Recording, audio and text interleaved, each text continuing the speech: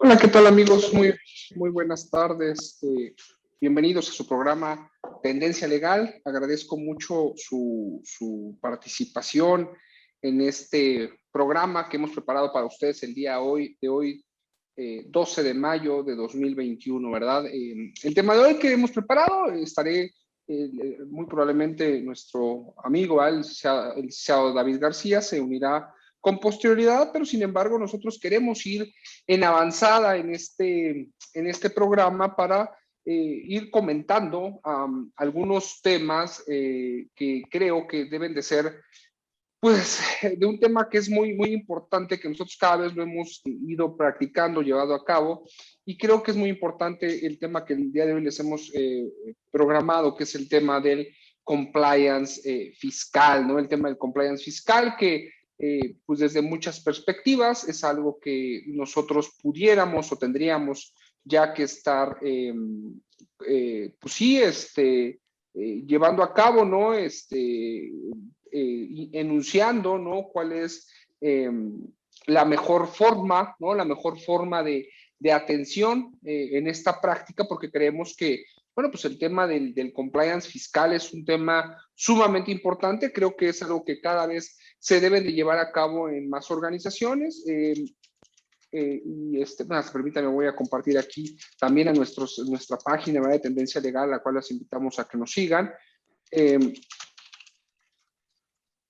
cual, pues, como lo digo, ¿no? El tema del cumplimiento normativo, en este caso, el día de hoy hablaremos en esta relación de los temas principalmente, bueno, fiscales, ¿no? Que son los que considero que son los que en mayor medida se tienen que estar verificando por parte de los sujetos. Y bueno, pues bajo este tenor es que el día de hoy platicaremos de esta figura a lo largo de esta hora, esperando que por favor nos hagan llegar sus opiniones, ¿no? Sus comentarios de cualquiera de los temas que pues a ustedes les inquieten respecto a este tema. Yo estaré aquí muy al pendiente del tema de sus preguntas, ¿no? De algún criterio que ustedes quisieran tener o que se quisieran que fuéramos nosotros plasmando, ¿no? Que quisieran que pudiéramos ir llevando a cabo. Bueno, pues con todo gusto estoy abierto a todas las preguntas y pues ojalá pueda atender en mayor medida todos los cuestionamientos que pudieran ir generando respecto de esta función del cumplimiento normativo. Bien, dicho de esta forma, si ustedes me permiten, pues vamos entonces a entrar con la presentación. Les preparé una presentación, ¿verdad? Creo que es muy importante por el tema que hemos señalado, pues que haya, ¿no? Que haya la debida función o la debida atención de esta información que consideramos que es sumamente importante. Estoy viendo por acá en redes, no sé si tengan algún problema, veo que nada más que no tenemos el audio, creo que no tenemos la visión a través de la página de Facebook, no sé si ahí nos pueden ayudar los amigos de cabina, porque vemos que sí se escucha, pero no vemos que haya una transmisión, y bueno, pues será muy importante, sobre todo por la parte de todo lo que vamos a ir señalando, ¿no? Todo lo que vamos a ir aportándoles a través de estos documentos, ¿no? Entonces, esperar, no sé si en cabina me pudieran ayudar un poquito, porque sí me están reportando que no hay visión respecto de la transmisión, ¿no? Pues parece solamente tenemos audio. No sé si pudieran por ahí comentarnos algo al respecto. A ver si en unos momentos, pues bueno, nosotros ya vemos, creo que por ahí ya empieza, ya tenemos visión, lo cual pues les agradecemos sumamente su aporte respecto de esta figura. Entonces, bien amigos, pues vamos a platicar un poquito entonces de este tema. Muchísimas gracias a Ignacia por todo el apoyo. Vamos a platicar del tema del compliance fiscal. Me permitiré ir presentando, les refería a esta breve presentación que he realizado, ¿verdad? La explicación me da, la temporalidad me da quizá no para tanto, pero bueno, pues vamos a ir intentando llevarla a mejor puerto, pues reitero, estas láminas breves que quiero ir explicándoles, porque creo que hay que entender debidamente la conformación de un marco de cumplimiento normativo, ¿no? El atender a un marco de cumplimiento normativo creo que será muy importante, ¿no? Creo que será nuevamente muy importante. Otra vez creo que volvemos a tener problemas en nuestra transmisión. Vamos a dar un momento en lo que yo puedo ir avanzando, ¿verdad? Con con las láminas que voy a ir presentándoles. Bien.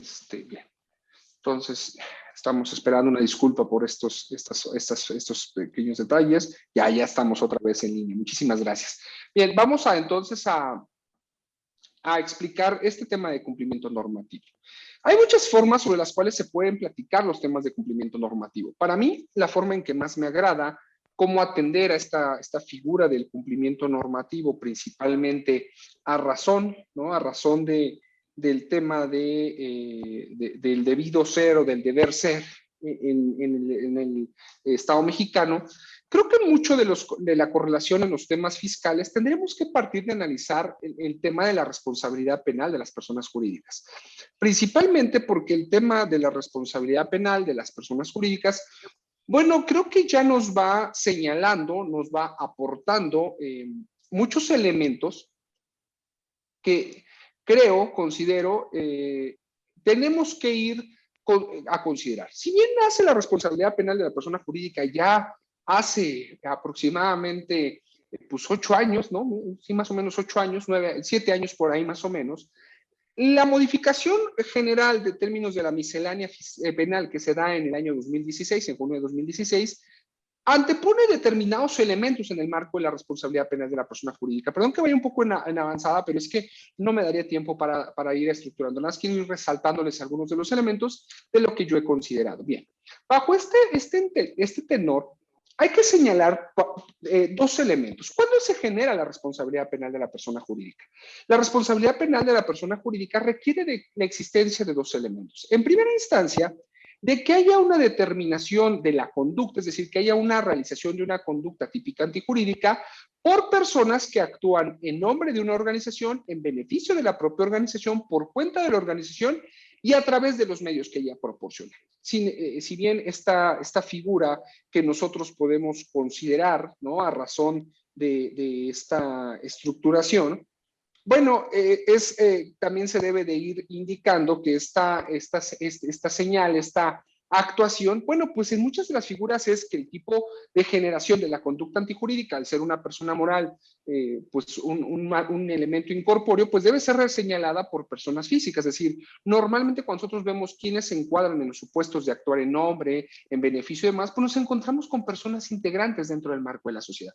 Y ese es el elemento que se tiene que ir considerando, es el elemento que se tiene que ir mitigando, ¿no? Es el elemento, vamos, que permita, ¿no? Que permita que haya una contención de la conducta, ¿no? Es decir, eso es un primer elemento. El segundo elemento para la generación de la responsabilidad penal de la persona jurídica lo vamos a encontrar en otra circunstancia. Dice, como ustedes ven en esta parte, dice, además, es decir, que se haya actuado en nombre en representación de la propia persona jurídica, pero adicionalmente haya existido inobservancia del hecho. Es decir, dice, claro, cuando el hecho se haya generado, la conducta antijurídica se haya generado, pero además la organización no haya tenido un debido control. Eso quizá pudiera darnos para una estructuración muy amplia, pero en este momento ahí surge una necesidad por parte de las personas morales que quieran, reitero, que quieran mitigar o aportar elementos de mitigación respecto de asociación con conductas criminales. Bajo este entendido, nosotros tenemos un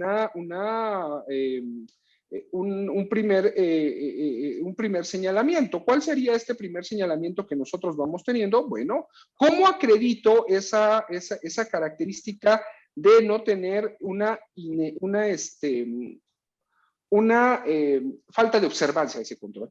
Y creo que el propio marco penal nos señala, ¿no? Cuando refiere, nada más para resaltar, ¿no? Ahí está el artículo 11 bis, uno de los delitos que se puede generar por temas de responsabilidad penal de la persona jurídica. Como ustedes pueden ver en la parte final, pues está el artículo 108, 109, y me faltó a lo mejor agregar, me dirían algunos, Carlos, por ahí te faltó el artículo 113 bis, que también genera responsabilidad penal de la persona jurídica. Perfecto. Entonces, nosotros una vez que hemos pues logrado ya determinar, ¿no? Contener esa propia estructuración, pero veámoslo y olvidemos un poco la parte procesal y la parte penal. Veamos el cumplimiento, veamos por qué nace a raíz de ahí. Porque el marco del último párrafo del artículo 11 bis del Código Penal Federal va a referir un tema importante. Yo le pongo ahí entre paréntesis ¿me está pidiendo un compliance penal o me está pidiendo un elemento de gestión de riesgo?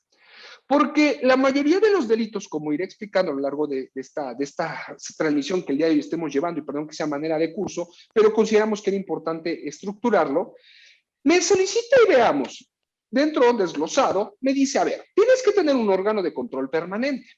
¿Qué es? Órgano, digamos, 2 o más personas, porque no puede haber un órgano que sea, pues, de una sola persona, ¿verdad? Estamos hablando de un órgano, perfecto. Ese órgano que nosotros pudiéramos tener, dice, es la forma, sí, perdón, es una aportación propia, es la forma de acreditar materialmente que la persona jurídica tiene un elemento de observancia, es decir, que sí se tiene. Pero respecto de qué, es decir, ¿en qué se sustenta? Dice, bueno, le da las propias funciones al órgano de control, el Código Penal Federal. Dice, va a ser el encargado de cumplir con las disposiciones legales aplicables para dar seguimiento a políticas de prevención delictiva. Oye, Carlos, pero es que las políticas son de prevención, pero si nosotros somos claros, muchas faltas de carácter administrativo o de carácter fiscal, permítanme si así lo quieren observar, en el cual se correlaciona, se violentan las faltas fiscales, administrativas, en esa misma relación se violentan o se pueden generar el asociamiento con conductas delictivas de los artículos correspondientes. Entonces, ahí entra la necesidad. Si yo estoy mitigando el mayor factor de riesgo, que es el poder generarse un delito, paralelamente también estoy mitigando pues la falta administrativa. Entonces, de ahí la importancia de la creación de estas políticas. Oye, es delito que no simules. Si tú generas una política en la cual no tienes que llevar a cabo un elemento de simulación, paralelamente estás quitando la falta administrativa. Es decir, quitarlo más paralelamente en el mundo fiscal me conlleva a quitarlo menos. Entonces, ahí tendría esa importancia. Entonces, me va a requerir que haya, si quiero llevar a cabo un elemento de disminución, que haya realizado antes, de hecho, de que se le decir, las políticas que creaste de forma previa a el acto, al hecho de carácter antijurídico. Posteriormente, o generado el hecho antijurídico, ¿cuáles políticas hiciste de manera posterior? Es decir, ¿cómo corregiste? Y finalmente, que disminuyas el daño provocado. Estos 3 elementos cada día van teniendo una mayor materialización, si ustedes me lo permiten, una mayor realización e importancia. Bajo este entendido, ya me señaló que es la creación de políticas de elementos de mitigación respecto de delitos.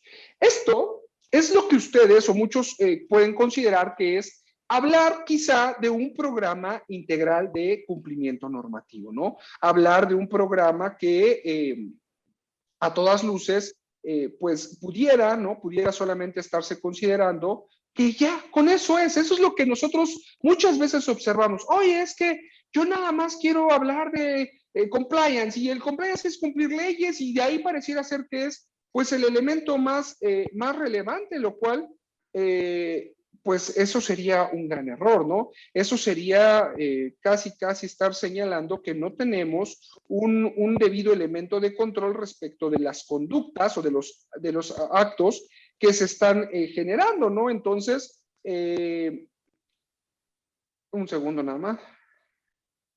Bajo este entendido, bueno, pues si esto sería o esto es uno de los elementos principales que nosotros estuviéramos teniendo, pues sí, pareciera ser que lo queremos ver acortado. Sin embargo, ese acortamiento es un tema muy amplio. Por ejemplo, las obligaciones de cumplimiento, hablando ya de temas de compliance, dice, tienes que llevar a cabo y comprender el contexto de la organización. Y el contexto no nada más es, ayer, en días pasados escuchaba de, la geopolítica es un elemento de tipo de riesgo. Pues no, la geopolítica, el mapa criminogéneo no es solamente un elemento de indicativo de riesgo, es un elemento contextual, es decir, ahí yo les coloco algunos elementos, cuál es tu estructura, qué actividad te dedicas, los productos, servicios, pero podemos tener temas como geopolíticos, amenazas internas, amenazas externas, que puedan generarse. Entonces tienes que conocer el marco estructural, los criterios normativos y cómo te puede ir verificando hasta una propia autoridad o cómo debes de cuidar el no caer en faltas derivadas de la propia mención que realiza la autoridad. Entonces, bajo ese entender, ahora sí, ¿no? Tengo un marco legal, tengo 2 sistemas de cumplir, marcos legales específicos, que puede ser por temas ya que me son aplicables de forma directa o voluntarios, es decir, marcos regulatorios que yo considero que deben ser aplicados a esta temática. Bajo este entendido, nosotros creemos, ¿no? Yo he escuchado mucho que los programas de responsabilidad empresarial y todos estos pareciera ser que son algo solamente ético y demás. Eso es un gran error, porque esos programas cada vez tienen una mayor relevancia y ahorita me intentaré exponer. Bajo este entendido, esto que ustedes tienen en pantalla es como normalmente nosotros habláramos, ¿no? Habláramos de lo que puede ser. Sin embargo, nada más reitero, no me daría tiempo en estos momentos, yo los invitaría a conocer los temas de análisis de relevancia más por allá, por encima de lo que es la matriz de riesgo, analizar esos temas de relevancia y sus marcos asociativos. Creo que hay que tener un debido cuidado con esa propia figuración. ¿De acuerdo?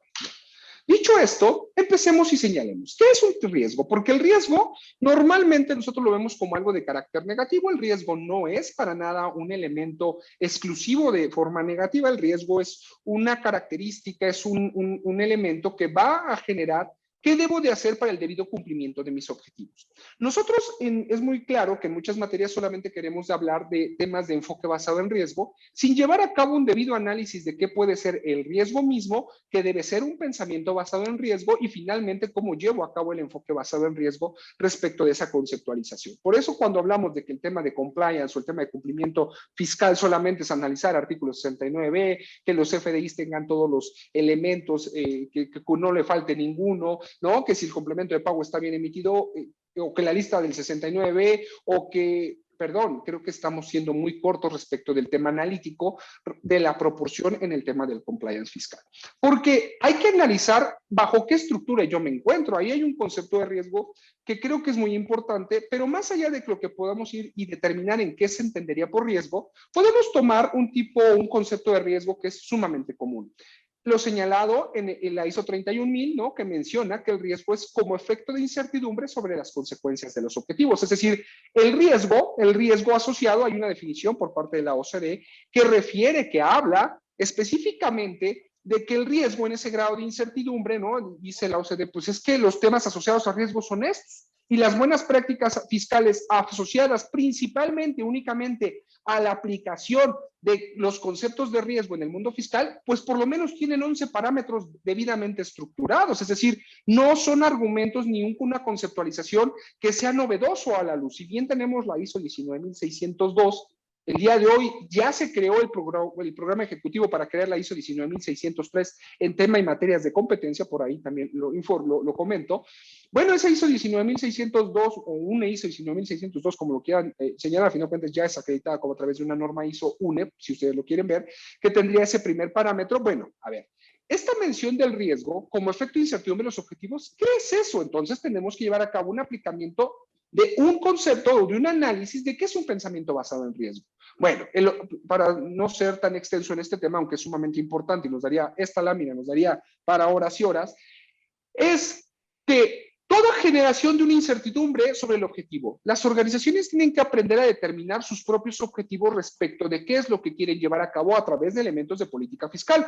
Por ahí en tendencia legal ya hemos hablado sumamente de ese criterio existente en el Poder Judicial respecto de que el comisario de la sociedad es el garante y vigilante de la política fiscal estipulada por la empresa y adicionalmente de la política contable que se lleve a cabo. Entonces, eso conlleva la implementación de un pensamiento basado en riesgo antes de siquiera entrar a un tema de enfoque basado en riesgo. Bajo ese entendido, tenemos que entender que los objetivos por parte de las organizaciones deben ser posibles. Oye, no quiero pagar impuestos, eso es imposible. O sea, bueno, no imposible. Es muy bajo, muy poco probable que se lleve a cabo.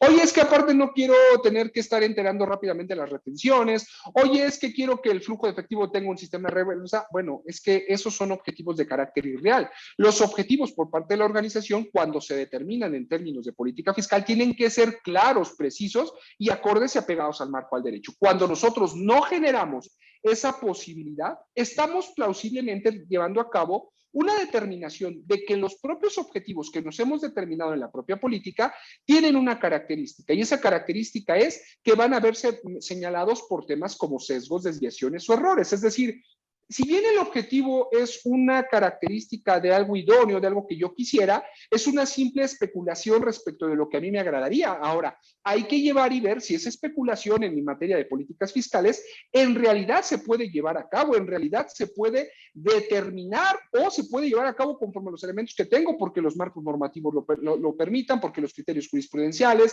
porque los criterios por parte de la autoridad. En caso contrario, cuando determino políticas sin tener un determinado sostenimiento, esas políticas generan elementos de azar, es decir, se asocian directamente al elemento de la incertidumbre, es decir, generamos problemáticas, amenazas latentes en el seno de las organizaciones por no tener debidamente implementadas las políticas, toda vez que la base en la determinación de los objetivos es sumamente nulo, ¿de acuerdo? Entonces, o bien no es debidamente señalado, integrado. Por ello, a mí me gusta mucho este marco circundante porque es sumamente generado. Dentro del apetito de riesgo es donde convergen los elementos de los objetivos, es decir, si bien la capacidad de riesgo, que es este marco circundante en color negro que ustedes ven en su pantalla, pues es todo el marco de la legalidad y todo aquello que esté fuera de este marco de legalidad está en una característica de ilegalidad o ilicitud, dependiendo la conducta a la cual nosotros llevemos a cabo un acto de afectación. Bajo ese entendido de que se encuentra fuera, la ley me permite llevar a cabo o atender a una serie de circunstancias que se vislumbran dentro de la legalidad. La gran problemática existente es que nosotros hemos confundido que el apetito de riesgo, es decir, los objetivos, tienen que estar en el límite. Y ese es un gran error, principalmente en los sistemas económicos fiscales, porque no puedes estar dentro del límite. Tienes que aprender a conocer si esa manifestación de riesgo, si esa posibilidad de tus objetivos en realidad pueden ser generados. Pondré un ejemplo muy sencillo. El tema de que tú puedes, dice 3 o más veces el artículo 108 fracción tercera, oye, entonces hay quien lo ve así, mientras no venda o no supere el umbral de las 3 veces la fracción tercera del artículo 108, pues no hay problema. En primera instancia, o para comprar o vender facturas, hacer un acto de defraudación fiscal. En primera, estás hablando de un acto de ilegalidad y muchos lo han tomado como no pasa más, no, sí pasa. De entrada ya tomaste una decisión errónea, porque no es que no estés en un delito, es que estás en un delito que tiene una característica de agravamiento porque te va a vincular con un tema de defraudación, de delincuencia organizada. Entonces, hay que considerarlo. A veces también aquí, ¿no? Lo he enunciado en muchos foros, en el cual dices, oye, es que esta característica, esta relación, me está llevando, ¿no? A que aquí, pues es que no hay elementos de determinación, o más bien no hay utilidades derivadas de toda la mecánica que existe el día de hoy de temas de lavado, outsourcing, ¿no? Fiscales, no dejan utilidad, están yendo en contra del empresario. Bueno, perdón, pero es que ese marco en el cual tú ves un marco de utilidad está fuera del marco de la legalidad. Por eso la importancia de determinar el apetito de riesgo, que es acorde a los objetivos, la tolerancia al riesgo, que son sustentos en base a protocolos, ¿no? A las políticas a implementar, y finalmente el elemento de la capacidad. Por eso reitero, deviene la capacidad y tolerancia de no generar una conducta de carácter ilegal que se pueda asociar directamente. Por eso reitero, si bien quizá hay quien observe que el artículo 111 bis, 421, 422, todo el tema de responsabilidad penal de la persona jurídica es alejado, tiene una vinculación directa con temas de cumplimiento, yo lo observo bajo esta otra característica. Bien, dicho eso, les presento este gran monstruo que el día de hoy es la ISO 37301, un sistema de certificación para efectos de programas de cumplimiento normativo, que es muy interesante, que generaremos un programa solamente para platicar, tendremos que generar muchos programas para platicar solamente de esto, pero el día de hoy me quiero quedar en un solo tema. Estas empresas que se van a certificar en ISO 37301, y que también las partes con las cuales se asocien seguramente les exigirán tener este elemento de certificación por tema de cumplimiento y que no se genere un riesgo de contagio, tiene una característica principal. Permítanme. El tema contextual y que se suma son los grupos de interés. Es decir, se está requiriendo que las organizaciones que tengan este sistema de certificación generen grupos de interés y que razonen específicamente dentro de su comportamiento por qué llevan a cabo un sistema de afectación respecto de todos los grupos de interés. Es decir, tenemos que tener un elemento de análisis de por qué estoy actuando y conocer y saber y razonar por las partes que les corresponda. En tema de política fiscal le corresponde a la gobernanza, dependiendo del tamaño de la organización, podríamos estar hablando del Consejo de Administración o de la propia Asamblea General de Accionistas, en la cual esa gobernanza tiene que saber por qué toma determinadas decisiones y cómo afectan a sus partes. Este sistema, regresaré a una lámina que hablamos de estos grupos de interés o también llamados partes interesadas. Tenemos partes interesadas internas, partes interesadas externas. Estas partes interesadas externas, dice, tendrás que justificar cuando tomas una decisión de un pago de una contribución, de un tema de carácter de prevención de lavado, o sea, quiénes son a quienes afectas o si tienes un determinado compromiso con algunos. Por ejemplo, partes externas, pues es claro, ¿no? Los gobiernos, las agencias, clientes, contratistas o proveedores. Pero hay que razonar que la ISO 37001 estipula, paralelamente con la 32000, va a determinar que dentro de ese sistema de personas internas, personas interesadas externas, estaríamos en presencia de propietarios, accionistas e inversores. ¿Cómo? Claro, los propios accionistas son partes externas porque hay una desmarcación respecto de que tú o tu socio pienses que si hay un patrimonio en una persona moral, consideres que ese es tu patrimonio, ese es el patrimonio de la persona moral y ella debe de afrontar sus propios elementos y responsabilidades a la luz de los compromisos que ella tiene, no en beneficio o no en un marco cuidado respecto de tu patrimonio, porque eso no es tu patrimonio correlativamente de forma directa, tiene que hacer primero frente, esa sería una mención, o por qué no pagar una contribución, o por qué hacer una práctica indebida. Paralelamente tenemos a las personas, aquí, perdón, se me fue a mí, es internas, que es el órgano de gobierno, la alta dirección, los empleados, funcionarios y demás personas, ¿de acuerdo? Entonces, habla de ese elemento. Derivado de eso, o derivado de tener que entender cómo voy a tener que llevar a cabo esa materialización, esa determinación de criterios, si lo viéramos a la luz de la ISO 19602 en temas de compliance fiscal, tendríamos que atraer esto.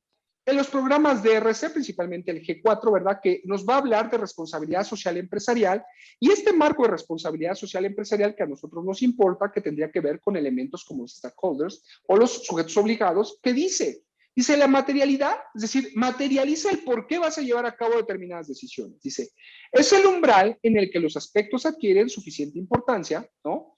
Que deben ser reportados. El reporte debe reflejar el impacto económicos, ambientales y sociales significativos. Es decir, tienes que reportar por qué vas a llevar a cabo esa conducta y además la influencia de las evaluaciones y decisiones, es decir, en qué se sustentó para llevar a cabo. Esto es un tema único, exclusivo en materia de, bueno, no exclusivo, perdón, es un tema a desarrollar en temas de análisis de materialidad. Los análisis de materialidad, para los conocedores, amigos que nos escuchan en temas de gestión de riesgos, sabemos que por lo menos los análisis de materialidad respecto de cómo justificar a las autoridades, los reportes y temas que se tienen que generar, pues es un tema que ya tiene 21 años en la materia de gestión de riesgos y que no es nada novedoso. La creación propia de estas coberturas, ¿no? Cuando nosotros vamos a un litigio de analizar los elementos de materialidad, pues tenemos por lo menos un sustento de 12 principios y una serie de documentos importantísimos, principalmente para empresas transnacionales, de cómo justificar a las haciendas públicas esos propios elementos de materialidad. Hablemos rápidamente, casi enunciaditos, perdón, reitero por el tiempo y es vasto lo que quisiera yo comentar. Solo estoy llevando a cabo en este momento una configuración, digamos, de conocimientos base en esta materia del compliance fiscal. La base de la materialidad, a través de esta estructuración, requiere un elemento estratégico. ¿Cómo que un elemento estratégico? Dice, sí, claro, tienes que determinar los aspectos materiales, es el comienzo de la estrategia de la empresa, asociado paulatinamente el análisis de materialidad con un riesgo estratégico. Toda gestión de proyecto conlleva la determinación de la estrategia, ¿no? Que es, y nosotros sabemos que puede ser catastrófica si no lleva a cabo una debida mitigación en temas a mediano o largo plazo, y tiene esa característica, un riesgo estratégico, es decir, una falta de determinación en las políticas, actuaciones, en la gestión de riesgos, pues puede generar esa problemática. Entonces lo dice, ojo, la política o todos los temas deben de derivar y van a salir de un marco estratégico. Entonces la política fiscal no tendría por qué ser un elemento distinto a estos. Universalidad es para todos, no importa el tamaño que pueda tener la organización, un medio para la acción, es decir, vas a determinar los aspectos materiales, es clave para preparar un reporte de sostenibilidad. Y aquí, una gran sorpresa, ahora hablamos de programas de sostenibilidad como hablar de algo bonito, ¿no? Siempre digo para que nos saquemos la foto, y no, los programas de sostenibilidad son un tema sumamente importante, ahí hace rato lo mencioné, de ahí deriva este programa G4, principalmente para temas fiscales y otros de materialidad, principalmente para este, que dice, pero ello es un medio, no un fin, dice, aunque uno no reporte sobre sus actividades, la empresa debe determinar sus aspectos materiales, claro, porque cuando tú determinas cómo conjugas tus marcos de actuación, tú tienes que tener un debido control respecto de esas, y no es solamente para el debido cumplimiento, sino es para que en medida de prevención tú te alejes de conductas a las cuales no te pueden ser dañinas al seno de tu organización, recordando que el riesgo nace en el seno de la organización y no de afuera hacia adentro. Soy yo el que tomo las decisiones de asociarme o de no vigilar o de no constituir políticas que permitan una dilación, en un tema de administración de riesgos, ¿verdad? Una mitigación, ilusión, transferencia, ¿no? Por citar algunos tipos existentes. Entonces, ese es el medio para que se pueda llevar a cabo esta conducta. Paralelamente, tendría que ser un tema de especificidad, es decir, conforme a los elementos que tu propia empresa tiene que ser, aquí en el tema de la especificidad, hay que señalar que no se puede, ¿no? Y que no se debe atender a que este elemento propio solamente corresponde a la toma de decisiones, lo deja muy claro, ni a los expertos ni a los asesores. Es un tema de decisión integral del órgano administrativo, del consejo, perdón, del órgano de gobierno de la organización. Son ellos los que tienen que llevar a cabo razonadamente la toma de decisión respecto de los actos que van a llevar a cabo en materia de políticas y materialidades. Tiene que haber diversidad, es decir, que se tienen que verificar y se puede no tener una matriz de material única, aunque haya aspectos comunes, pero sí conglomerar, sobre todo cuando hay diversas organizaciones que participan en el seno de la organización. Tiene que haber una relatividad, dice la materialidad es un concepto relativo, depende del contexto y del momento en el tiempo. Pero otra vez, los invito a que en tema de riesgos y en muchas otras materias, sobre todo de prevención, no hablemos de, claro, el contexto. No, el contexto tiene una serie, una base sumamente importante de quién es la política fiscal que le aplica, los marcos legales normativos que me corresponden, los beneficios fiscales existentes y no solamente otros, porque los sustentos para poder atender al marco de cumplimiento normativo serán aquellos que te sean propios y no aquellos a los cuales tú te quieras ajustar. No, tienen que ser los que te corresponden. Tenemos que no todo lo que importa es importante, es decir, cada sujeto obligado debe ver en pro de la organización cuando pertenezca a ella y no solamente en pro de sus beneficios, como lo platicaba en el tema del patrimonio. Tiene que ser paralelo, ¿no? Dice nuestra sociedad, dice, es un agregado de los diferentes sujetos obligados, de acuerdo con su metodología, que incluye quiénes son, cómo se valoran opiniones, acciones, tamaño. Entonces, cada vez se ve más. Como ustedes ven, digo, no puedo pararme en toda esta parte, pero es muy importante observar que desde ahí es donde van a ser la obligación o los elementos para poder determinar la política fiscal que nosotros vamos a llevar a cabo en su implementación. Eso, si nosotros analizáramos este tema de materialidades, la verdad es que sería un tema sumamente enriquecedor. Ahora, otro tema a resaltar.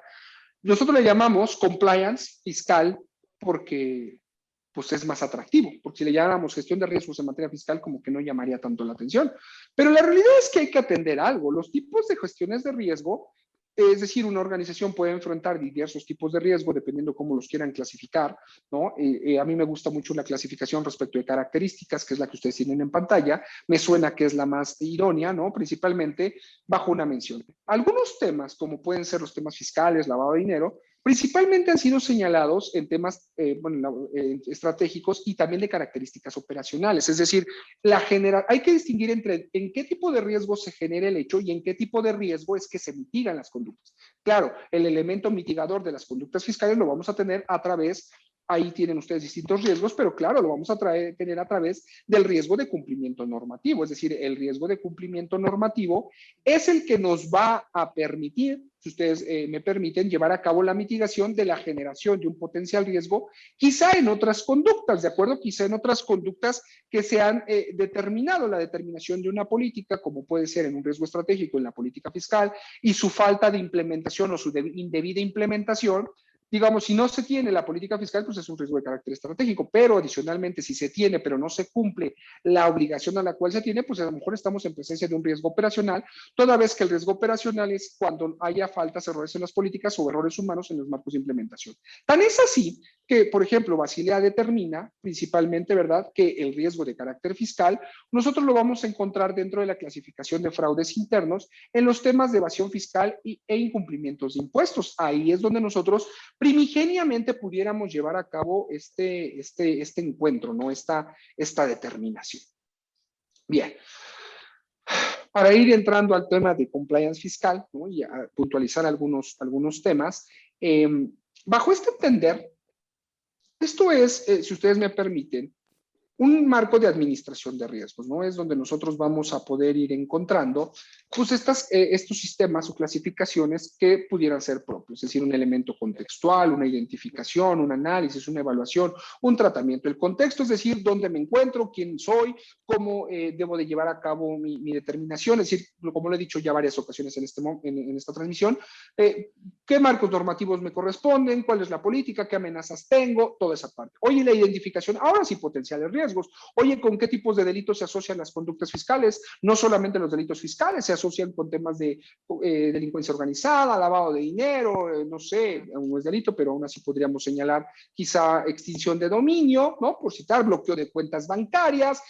Adicionalmente, ¿qué otros cumplimientos tienes o qué otros marcos normativos tienes que se requieran un cumplimiento? Bueno, no caer en compra-venta de facturaciones, que no me asocie con no estar en los temas de EFOS y EDOS, ¿no? Aunque entonces podemos ir haciendo ese sistema. Oye, vamos a llevar a cabo un sistema de análisis. Claro, un sistema de análisis que nos permita determinar conjuntamente con el sistema de evaluación, pues cuáles son aquellos elementos a los cuales yo me puedo ir o me puedo estar enfrentando. De acuerdo en esos sistemas de análisis, podremos determinar los elementos de probabilidad por impacto para poder llevar a cabo la determinación, evaluación y conocimiento. Muchas veces no sabemos ni por dónde empezar, de ahí que yo los invito a que previo a una matriz de riesgo, quizás valga la pena hacer una matriz de relevancia una vez que ustedes tengan debidamente clasificados cuáles son potencialmente los principales temas que ustedes quisieran devenir. Yo ahorita les voy a dar un ejemplo de cuáles, desde la ISO 19602, en un análisis de estudio que he practicado, que llevo a cabo, bueno, pues que yo he determinado que es cómo se parte. Bajo ese entendido, nosotros tendremos que llevar a cabo un sistema de tratamiento, pero también vale un elementos de controles, es decir, tú tendrás que verificar dentro de tu organización, atendiendo a lo enunciado en responsabilidad penal de la persona jurídica, a temas principales, es decir, tendrás que tener controles de carácter preventivos, tendrás que tener controles de carácter reactivos y principalmente temas de carácter investigativos, como puede ser un canal de denuncia, como puede ser en el primer ejemplo, sistemas o software automatizados, ¿no? Toda esa parte, bueno, surge en esa necesidad y, bueno, el tratamiento que también ya lo he enunciado. Entonces, como ustedes observan, ahí es donde nace, pues, esta relevancia, esta importancia.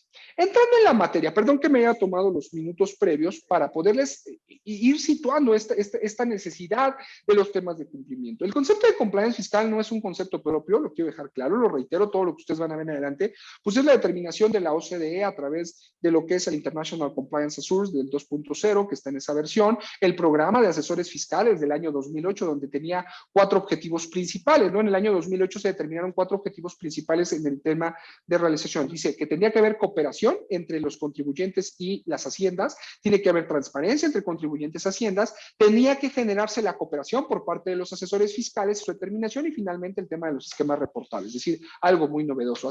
Hace 12 años, hace 13 años que nosotros sabíamos que todos estos programas iban a devenir. Y de ahí se relaciona, ¿no? En una instancia dice, el cumplimiento cooperativo en materia fiscal es una relación entre la empresa y la administración tributaria basada en transparencia, la confianza mutua, las actuaciones preventivas y de asistencia y colaboración. Tiene como presupuesto básico que la empresa mantenga buenas prácticas tributarias y de ahí surge esa primera vinculación o correlación. Entonces, existe bajo este entendido, el nacimiento de lo que a través del del ICAP, ¿no? Se genera y dice, a ver, la gestión de riesgo, lo que yo platiqué, centrada es plausible a través de este instrumento. Dice, a ver, paralelamente con la ISO 19602, dice, con la introducción de la ISO 19602 o una 19602, porque hay a quien no le agrada a veces que se diga ISO solamente, dice, se acrecenta el concepto de la responsabilidad social, así como el riesgo asociado al grado de cumplimiento de obligaciones tributarias. Bajo este entendido se tiene que sustentar en los elementos que yo acabo de platicarles. Uno, una relación de confianza. Dice, la relación debe existir entre las dos partes, la relación jurídica y la relación tributaria, o bien un conocimiento del entorno del negocio. Dice, conjuntamente con las necesidades empresariales, con énfasis en la transparencia objetiva y empatía y sensibilidad. Es decir, tienes que tener confianza. Las administraciones tributarias te han permitido tener ese elemento de confianza y adicionalmente conocer tu sistema de negocio. Por eso yo he hecho el énfasis y lo que resalté es, ojo con el tema de carácter contextual, porque el tema de carácter contextual, principalmente en partes interesadas, tendrá un mayor sustento, tendrá una mayor necesidad de razonabilidad en el debido comportamiento de la política fiscal, o por lo menos conforme vayan evolucionando tanto las políticas, los sistemas ISO, los que les vayan a exigir ese marco de certificaciones, y paralelamente la relación con la responsabilidad penal de la persona jurídica. El concepto de buenas prácticas tampoco es mío, ¿no? Existe, la OCDE lo ha señalado, dice, es el conjunto de principios, valores, normas y pautas que definen un buen comportamiento de la empresa respecto de sus obligaciones tributarias. Están encaminadas a generar relaciones de confianza, transparencia y seguridad jurídica tanto en el interior de la organización como respecto a los grupos externos y la sociedad en su conjunto. Y resaltar nuevamente, habla de grupos de intereses externos, como lo es la relación y el grado de actuación por parte del contribuyente, considerando las obligaciones que deba de tener respecto del fisco, respecto de las autoridades a quien deba de responderle, ¿de acuerdo? Pero en este caso, pues principalmente a las autoridades de carácter tributario. Bien. Dicho esto, veamos algunos, no me daría la oportunidad de desglosar todos, ya tenemos unos minutos solamente, en el cual hablamos, ¿no? Indicadores de buenas prácticas, y ahí está la categorización. Dice, la estrategia fiscal de la entidad que ha sido fijada por el Consejo de Administración está documentada y es conocida por los socios. Es decir, quienes tienen que aprobar esa determinación de la política fiscal está ahí, ¿no? Por eso les hablo de esta tesis de febrero del año pasado, en el cual dice, si bien habla de delitos financieros, dice, espérame, es que el comisario, él tiene la obligación de la determinación y revisión de la política fiscal y la tiene de forma mensual, porque mensualmente él determina, él conoce si hay una práctica de carácter indebido respecto a esa relación. Entonces empezamos a hacer un sistema de empalme respecto a esas conductas. ¿Okay? Luego dice, el Consejo de Administración u órgano equivalente ha aprobado las operaciones y las inversiones especiales de riesgo fiscal. Oye, pero ¿qué se va a entender por esa característica de un riesgo, déjenme ver si acá lo puse, de riesgo fiscal? Bueno, aquí está, dice, el riesgo tributario, dice, va a ser la verificación de cuáles de las conductas delictivas o faltas administrativas podrán ser potencialmente cometidas por la empresa en su sector o actividad. Entonces, esas serían a las que está haciendo referencia la OCDE. Dice, a ver, toda organización tiene que saber qué conductas delictivas son en su estado, su jurisdicción, y a qué faltas administrativas se puede asociar. Falta en la presentación de declaraciones, correlación con listas negras en materia fiscal, jugar con el tema de retenciones, esquemas agresivos por parte de las organizaciones. Toda esa correlación empieza a existir, ¿de acuerdo? Entonces, por eso existe hasta un concepto de riesgo tributario. Perfecto. ¿De acuerdo? Entonces, ahí ahí va a haber varias. Este material lo vamos a subir en la página de Tendencia Legal de mañana. Con todo gusto ahí estará en PDF por quien guste verificarlo. Ahí lo vamos a tener. Hay algunos otros temas, ¿no? Dice, veamos, la empresa tiene operaciones relevantes de las enunciadas anteriormente, pero me falta, déjenme encontrarla. Vean, de los puntos que se han generado. Al inicio del procedimiento de revisión, la empresa ha puesto de manifiesto a la autoridad el mantenimiento de los compromisos que conlleva su adhesión al contenido del Código de Conducta. Entonces, viene una relevancia. Oye, el Código de Conducta no es necesario para todos. Yo creo que no puede haber la implementación de un programa de cumplimiento normativo, gestión de riesgos o como ustedes gusten, si no tenemos la determinación propia del Código de Conducta, porque el Código de Conducta es la manifestación del deber de actuar, es decir, estamos refiriendo cómo será nuestro marco de actuación ante terceros. Entonces, es una manifestación sumamente importante. Bueno, quizá en este momento, pues yo pudiera estar que los obligados, pero ya ven que siempre nos dicen, ¿quiénes son los únicos obligados? Bueno, pues aquellos que tengan temas en del Sistema Nacional Anticorrupción por el artículo 25 que les requiere la creación de este código de conducta. Pero bueno, ya refiere, luego dice, la empresa en revisión facilita una mejor forma de negocio mediante documentación que soporte la operatividad de esta. Es decir, la organización en ese elemento de materialidad, en ese análisis de materialidad, lo necesario no es solamente el debido cumplimiento de la norma, sino justificar el debido cumplimiento de sus procesos de actuación y adicionalmente la propia interpretación de la ley fiscal que llevará a cabo por cada una de sus partes. Volvemos a un principio básico. Primero la generación del negocio, el elemento de la legalidad, para posteriormente la determinación de la consecuencia fiscal sustentada y razonada en el marco de actuación. Bajo ese entendido, tenemos algunos puntos de políticas que se deben o rubros, si ustedes me lo permiten, de políticas de compliance fiscal que también se enuncian a través de estos documentos. Uno, dice, implica la voluntad de la organización de cumplir con las normas tributarias. Esa será la primera determinación o política. Oye, ¿cómo determino mi programa de compliance fiscal? Ahí está. Yo no lo reitero, yo nada más estoy atrayéndoles temas ya existentes, ¿de acuerdo? No es que pongas y señales, es que vamos a verificar las listas. Claro, eso es muy importante, pero estamos atacando con esa política un solo elemento de un todo. Lo primero es determina tu configuración de tu actuar respecto a las consecuencias tributarias. Dos, la política de la gestión de riesgos fiscales será conforme al contexto y los rasgos propios de la organización. Debes de determinar cuál es tu marco de asociación respecto de las prácticas fiscales o las leyes fiscales. Dice, se comienza con la identificación de los riesgos, valorarlos y priorizarlos dependiendo cuál estés. Oye, no hemos presentado declaraciones, las presentamos fuera de tiempo, no hemos presentado la DIOT, las presentamos siempre en elementos complementarios, no verificamos las listas, no checamos los FDIs, todo eso lo vas a ir priorizando conforme a las repercusiones que se tienen. Luego me dice que los órganos superiores tendrán roles y serán titulares de las responsabilidades fiscales concretas. Lo dice International Compliance y lo dice la tesis que hemos estado refiriendo. Y lo dice el artículo 166 de la Ley General de Sociedades Mercantiles. Ellos, por eso dice que el comisario tiene que revisar mensualmente la práctica generada. ¿Por qué? Porque está verificando que el Consejo de Administración no esté cayendo en faltas u omisiones, que pudieran generar un perjuicio en el marco de la organización. Vamos a llevar a cabo una planificación e implementación de procesos. Bajo este entendido, ya vimos el concepto de riesgo.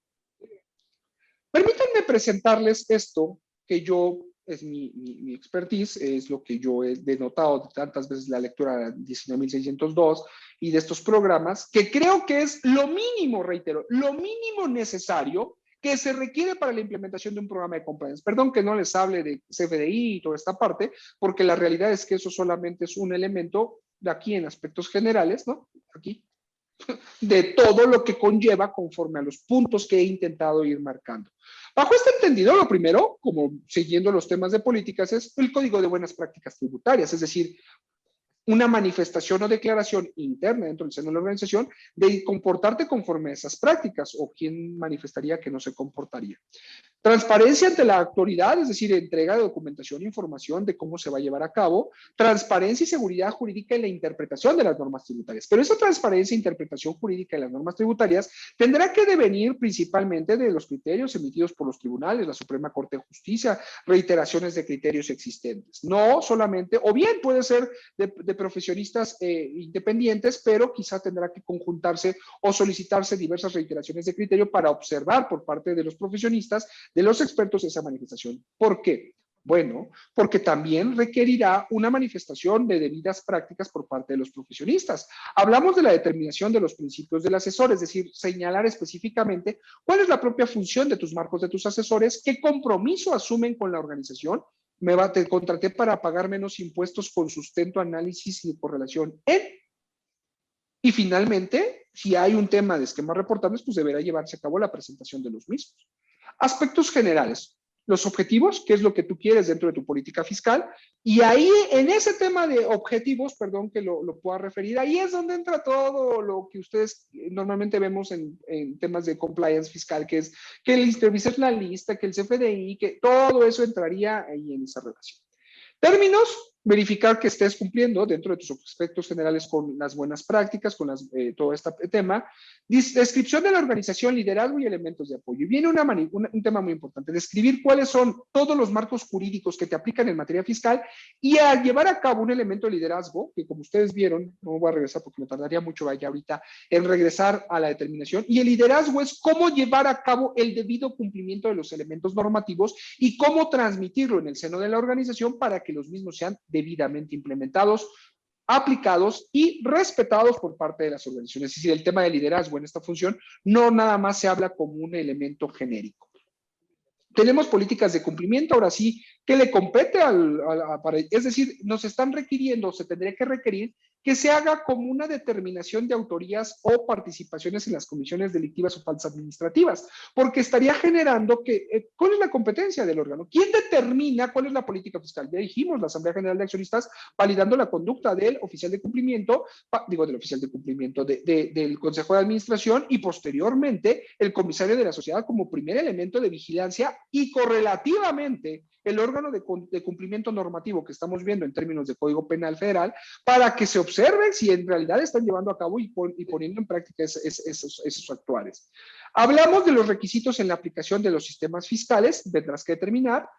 Los requisitos por tributos tendrás que llevar a cabo un sistema, ahora sí, también de verificación de cuáles son conforme a tus actuaciones, prácticas que realizas, los requisitos que se puedan generar, ya sea a nivel estatal, federal, con relación con extranjeros. No puedes hacer de lado, es decir, no puedes dejar de lado o pensar que no te vas a validar con los requisitos en infracciones penales. Es decir, tu política de fiscal tendrá que señalar cuáles son los elementos objetivos, subjetivos en la comisión de los artículos 108, 109, principalmente 113, así como los temas de comercio exterior, los temas de seguridad social. Todos los que tengan un marco fiscalizador tendrán que ser del conocimiento de cada uno de los integrantes para que no caigan, es decir, para que no se verifique que se ha generado alguno de los elementos, principalmente cuidando el tema de delincuencia organizada que se maneja a nivel de indicios, por desgracia.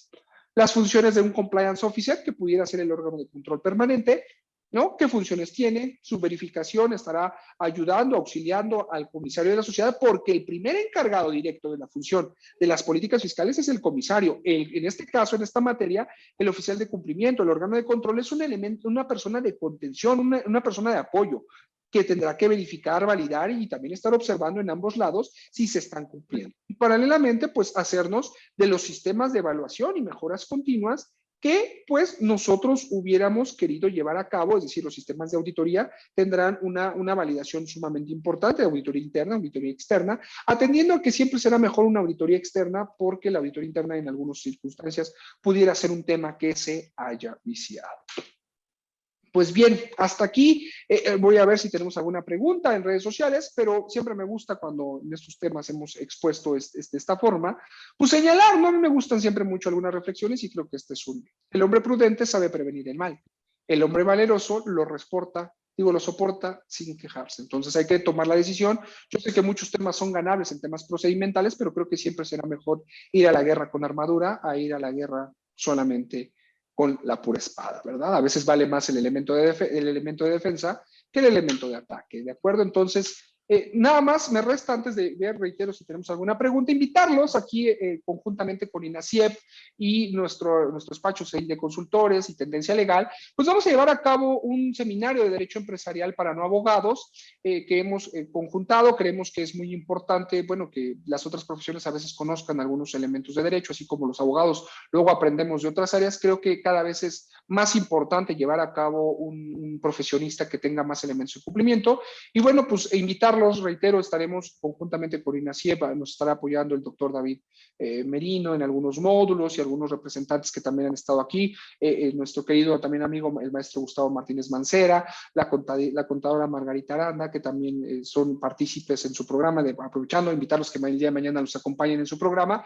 Pues bueno, esperamos contar con su presencia. Entonces, si me permiten, voy a quitar el tema aquí de la presentación y voy a verificar si en redes sociales tenemos algún comentario, alguien que nos haya querido comentar algún tema.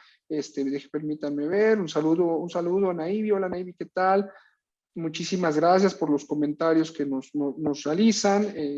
La contadora Yolanda Ocando, muchísimas gracias. Muchas gracias, Fer. Pues no tuvimos preguntas, pues muchísimas gracias. Principalmente, me quedan 5 minutos, entonces, pues permítanme ahora platicar de otro tema que el día de hoy también aquí en INASIEP, también conjuntamente con el doctor David, se ha creado. Pues hoy tuvimos la sesión del grupo de investigación, análisis y opinión de Parlamento Abierto, tuvimos el foro en temas de ley anticorrupción, por ahí lo deben de tener también posteado. Invitarlos a que lo revisen, creo que se tomaron temas muy importantes. Se habló de la certificación en materia de la ley de prevención de lavado de dinero, en la cual pues el doctor Santiago Nieto nos señaló que están presupuestando que la certificación se lleve a cabo para efectos del mes de noviembre, lo cual es un tema, pues sí, a considerar. Creo que hay el tiempo justo para aquellos interesados en esta materia, en estos foros, de que lleve a cabo pues, su certificación, ¿no? Considerarlo. De momento no hay la posibilidad de que se certifique a alguien en favor de las personas físicas. Creo que en este primer examen tampoco lo habrá. Tendrán que ser las propias personas físicas los que acudan a su marco de certificación. Las personas morales tendrán que llevar a cabo pues estas determinaciones, ¿de acuerdo? Para verificar quién será su encargado de cumplimiento. Estamos a muy buen tiempo en su caso de hacer cambios por parte del encargado de cumplimiento, si es que quizá no sea la persona más idónea para llevar a cabo el elemento de certificación. Creo que esos temas adicionalmente se hablaron de muchos, la verdad fue un muy buen foro, se habló de temas de compliance, se habló de temas de actividades vulnerables, del procedimiento penal, de la necesidad propia de implementación, ¿no? de estos programas de cumplimiento. Y bueno, creo que reitero, ha sido un muy buen foro, ha sido un tema que se tenía que haber desarrollado, creo, ya desde hace mucho. Y bueno, esperemos que en breve también esté la modificación, esta iniciativa de ley, ¿no? que se requiere, ¿no? Que se requiere un cambio importante por parte de las propias organizaciones. Pues bueno, estamos a un par de minutos, pues de mi parte ha sido un gusto estar con ustedes. Los invitamos el próximo, no me acuerdo del día, la verdad, es dentro de cada 15 días, ¿verdad? El próximo día 26 estará con ustedes el maestro David García. Esperamos tener algún invitado con algún tema, ustedes lo saben, de novedad. Y bueno, invitarlos a que estén siempre al pendiente aquí de las transmisiones de INACIEP. Y bueno, pues de mi parte desearles un excelente día, una excelente tarde. Felicitaciones en pasados días a las mamis, ¿verdad? Felicitaciones en sus días, no estuvimos en transmisión, pero bueno, felicitarlos. Y también aprovecho, ¿por qué no?, para felicitar a los maestros que en esta misma semana pues tendrán por ahí su día y festejarlos siempre por toda la gran entrega que realizan para todos nosotros. Bueno, pues de mi parte reitero, es todo. Agradezco mucho su presencia. Muchísimas gracias y nos vemos en nuestra siguiente transmisión. Hasta luego.